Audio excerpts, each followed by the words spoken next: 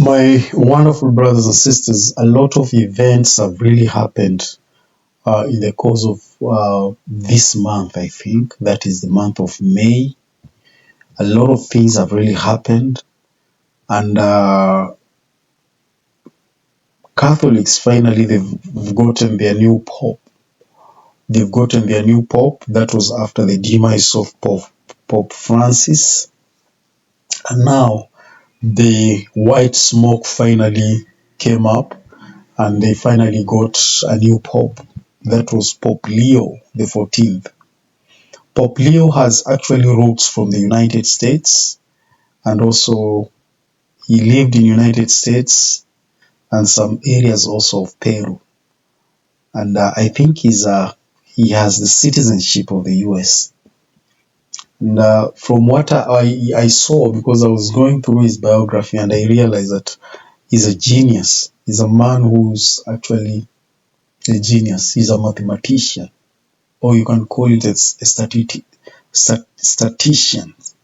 How do they call it? A statistician. Yeah. So this man was a mathematician, and at one time when he was still a cardinal, he actually visited Kenya. He had an opportunity to come to Kenya, so he visited Kenya as a cardinal, and that it was so wonderful. And sometimes I don't understand why a lot of great people in the world are actually visiting Kenya. You know, a lot of great people in the world must come to Kenya, and I actually don't know why. Is it some kind of coincidence or what?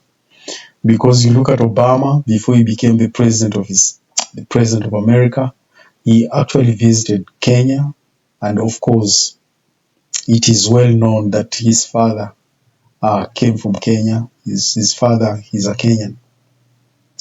And also, you look at Queen Elizabeth. It is said that Queen Elizabeth, before she became a queen, she had visited Kenya. And while she was in Masai Mara, I think, that is where now he received a message that her father had died. I think it was King George had died. And Queen Elizabeth became the king. So she came to Kenya a prince, and she left a queen.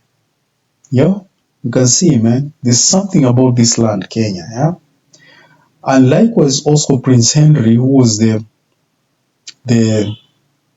the son of Prince Charles, who was now King Charles.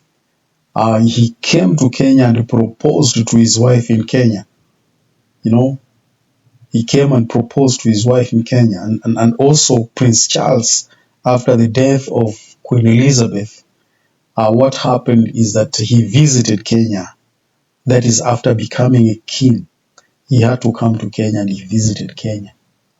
And kind of like people say there's something about the land Kenya, because there are a lot of great people who come.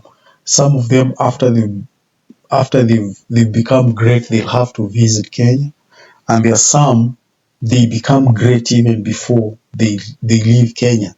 And that is what Pope Leo the 14th, what really happened to him. He visited Kenya when he was still a cardinal, and when he went back, now he's the bishop. I'm not trying to build a doctrine out of it, but those are just some of the analysis that people are actually making of how come that every great person is actually connected to Kenya. He must have, in one way or the other, visited Kenya. Like you look at even the former prime minister of the UK.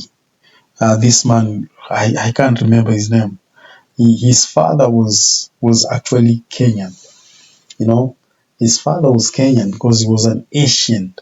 He was an Asian who actually he had an origin of Kenya.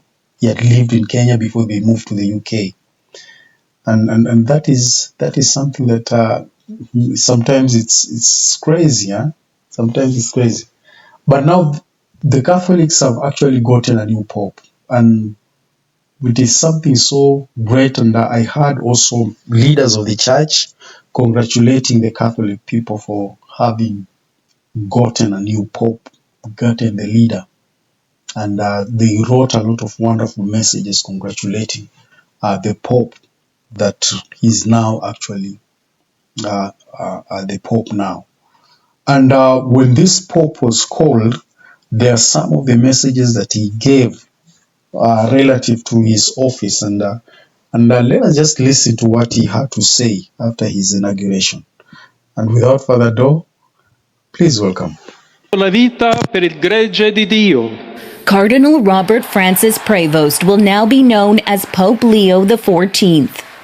Coming from humble beginnings in Chicago, the 69-year-old is the new leader of the Roman Catholic Church.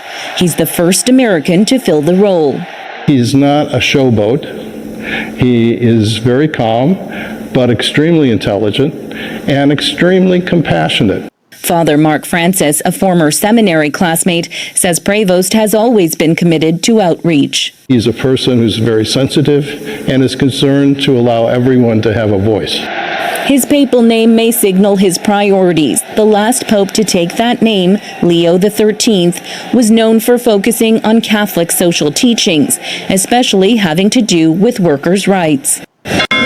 Prevost spent much of his life outside of the United States, serving for about 2 decades in Peru, including as a missionary and bishop. Part of it was a very poor part of Trujillo.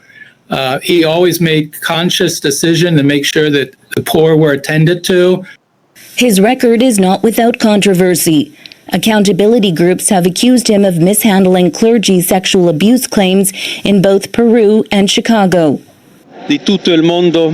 From Peru, Prevost was called to Rome, appointed by Pope Francis to hold one of the most influential Vatican posts, overseeing the selection of new bishops. He was made a cardinal in 2023.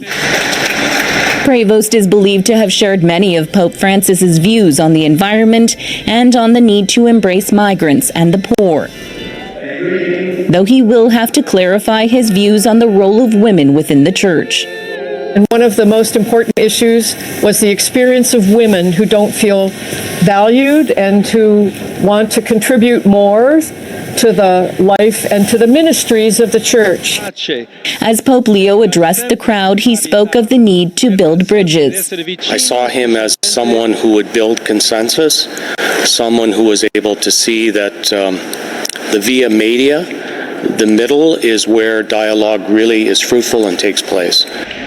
Tonight, many will be hoping the new pope can be a force of stability in a world growing increasingly turbulent. Nisha Patel, CBC News, Toronto. Well, so that is it. That is the Pope Leo XIV, who was actually being called to serve as a Pope of the Catholic organization. And we wish him well as he ventures into the service.